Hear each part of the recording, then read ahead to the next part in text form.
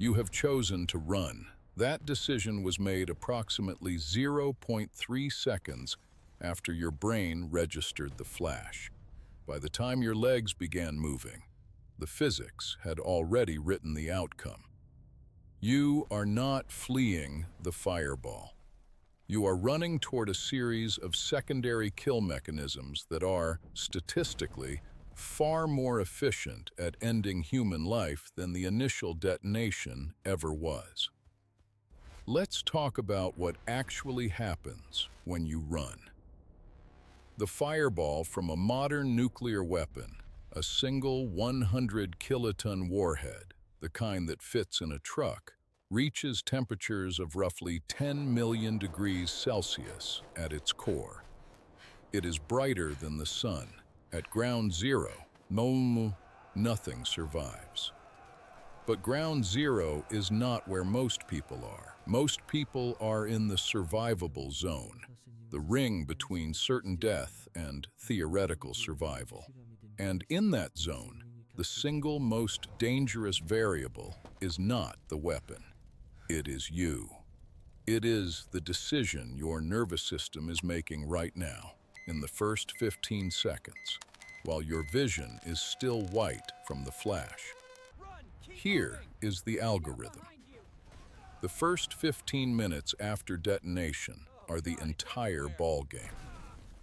Everything that happens in those 15 minutes locks in your probability of survival with a precision that no amount of effort afterward can significantly alter.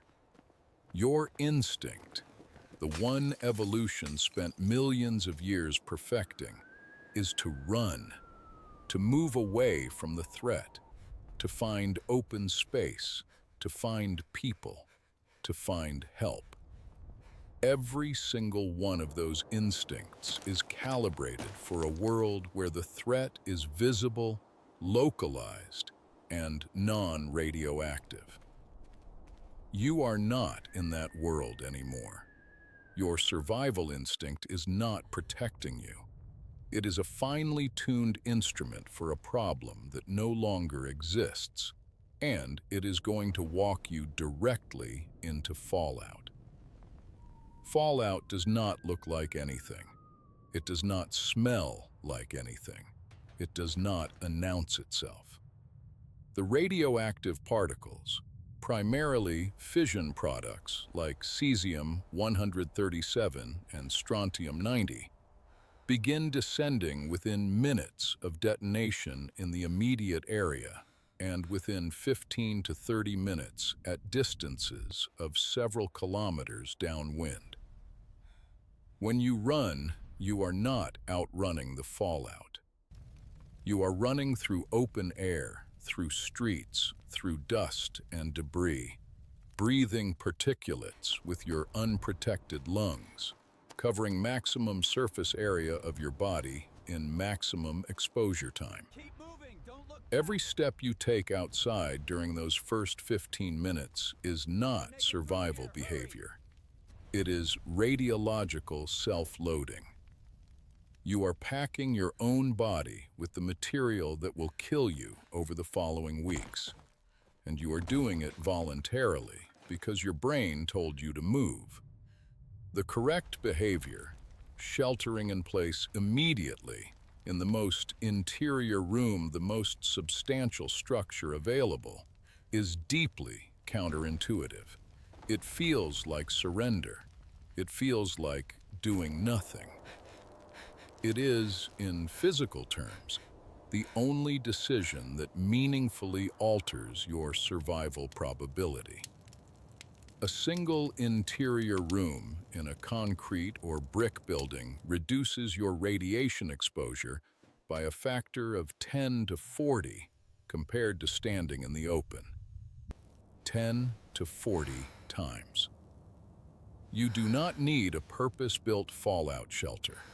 You need walls and a ceiling and the discipline to stop moving for a minimum of 24 hours. That discipline is what running destroys. Now let's discuss what you're running into. If you survive, subscribe to this channel. The algorithm is one of the few systems in this situation that actually operates on known physics. The fires. In the thermal pulse zone, the ring where the heat flash is intense enough to ignite combustible materials, but not intense enough to kill outright. Fires begin within seconds. Wood, fabric, dry vegetation, parked vehicles. These fires do not wait. They expand. And as you run through city streets, you are running through a landscape that is actively transitioning into a firestorm. The 1945 Hiroshima firestorm is the documented reference point. The initial blast and heat killed tens of thousands, but the resulting fire complex, fed by hundreds of simultaneously ignited sources, killed thousands more who had survived the initial event, including many who had moved toward what appeared to be open, safer ground. Movement through the thermal zone is movement into the fire's oxygen demand. You become part of its fuel equation. And then there is carbon monoxide.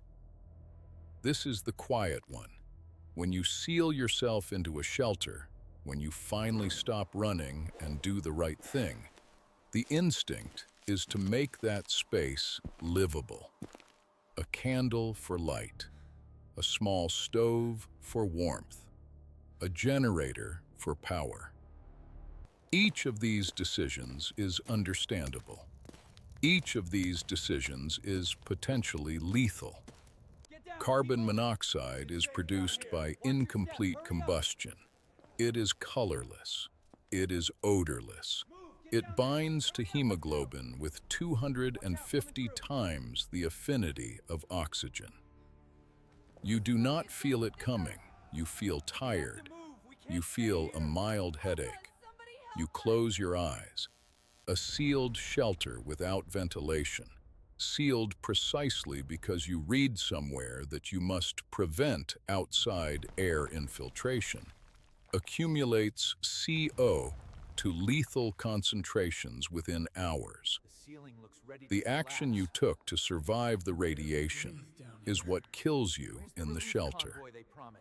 The universe is not subtle about irony, but it is very quiet about it. Here is what the iodine tablet does, and more importantly, what it does not do. Potassium iodide, KY, saturates the thyroid gland with stable iodine, preventing the absorption of radioactive iodine 131. That is its entire function. That is the complete list of what it protects. Iodine 131 has a half-life of 8 days. It matters in the first days and weeks after a nuclear event. It is not the primary long-term threat. Cesium-137, with a half-life of 30 years, accumulates in muscle tissue. Strontium-90, with a half-life of 29 years, substitutes for calcium in bone. Neither of these is affected by potassium iodide in any way. The iodine tablet does not protect you from external gamma radiation. It does not protect you from inhaled particulates. It is a narrow-spectrum intervention that the Internet has marketed as a comprehensive survival tool, and the psychological effect, the feeling of having taken action, of being protected, is precisely what makes it dangerous. People who take the tablet feel safer. People who feel safer make riskier decisions. The tablet does not kill you. Your confidence in the tablet kills you. The rule of sevens is the only piece of information in this video that the universe provides as a gift rather than a trap. Radiation intensity from fallout decreases by a factor of 10 for every 7-fold increase in time after detonation. At 7 hours, intensity is 1/10 of what it was at 1 hour. At 49 hours, 1/100th. At 343 hours, roughly 2 weeks, 1,000th. This is not optimistic. This is physics. The mechanism that is trying to kill you is also, on a fixed schedule, becoming less lethal. The catch is that you have to wait. You have to stay inside, in the shelter, without running, for 24 to 48 hours minimum. Longer if you are in a high fallout area. Most people do not do this. Most people leave at hour 4 because they are anxious, because their children are frightened, because the silence is unbearable. They step outside into an environment where radiation levels are still many times the lethal threshold, and they do not survive the following weeks. Your boredom is a kill mechanism. Your impatience is a kill mechanism. The universe has a schedule. It does not care about yours. And finally, the metro, the subway entrance that looks like shelter. The underground tunnel that looks like protection from blast overpressure. At the moment of detonation, blast pressure waves travel through confined tunnel systems with almost no dissipation. The tunnel acts as a pressure amplifier, not a shield. The smoke, dust, and debris from structural damage above fill the tunnel from multiple entry points simultaneously. There are limited exits, and those exits are the same points through which smoke is entering. The people inside are not protected.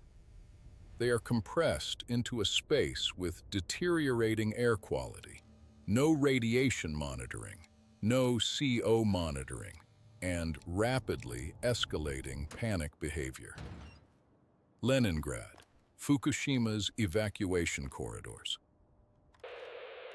Every documented mass shelter scenario in modern disaster history shows the same pattern.